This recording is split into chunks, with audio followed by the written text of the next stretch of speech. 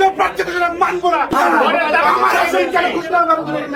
আমি রক্ত দিচ্ছি স্থায়ী কমিটির মেম্বারের প্রার্থীর। আজকে আপনারা আমার গাড়ি আমি এখান থেকে করবো না।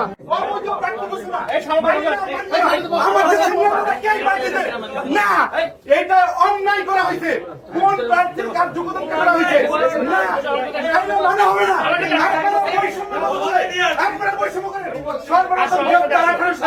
এই ভিডিও মানুষ ছিল না, মানুষ আপনারা পরিকল্পিত ভাবে আপনার পরিকল্পিত নিরাপত্তা দিচ্ছেন না। আমার গাজীপুরের নেতা কর্মী আসা পর্যন্ত আমার সঙ্গে নর্মাল মানুষের ঘোষণা হবে, আমি যাবো না।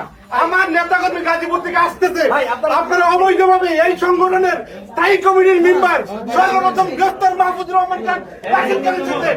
আজকে আমার আসন অন্য মানুষের ঘোষণা হবে না। আমার গাজীপুরের নেতৃবৃন্দ আসার পূর্ব পর্যন্ত আমি লড়বো না। অবৈধ প্রার্থী মানবো না, কেউ মানবে না।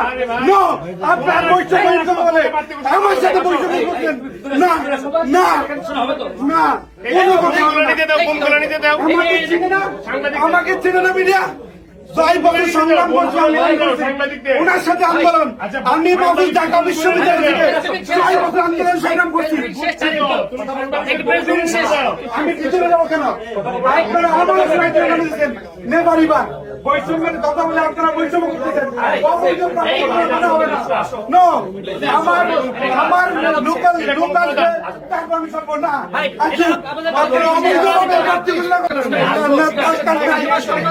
দরকার নাই,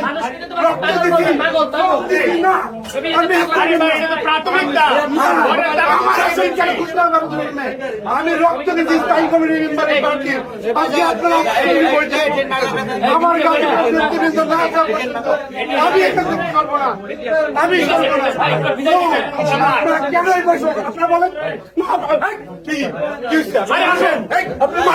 মারবেন,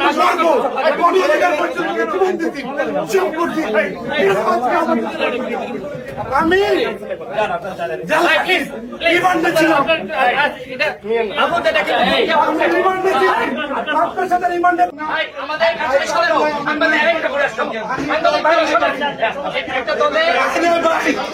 এরা দুর্নীতি বৈষম্য করে আসন কেন বিক্রি করলো? ভাই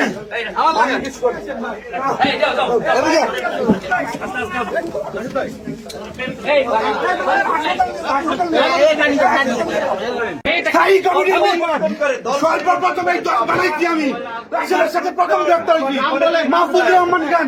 আমাকে এখানে বঞ্চিত করা হচ্ছে। আমি রক্ত দিচ্ছি, জেল খাচ্ছি। আমি এই দলের স্থায়ী কমিটির মেম্বার। আমি 18 সালে গ্রেফতার হয়েছি এই যে রাশেদ খানের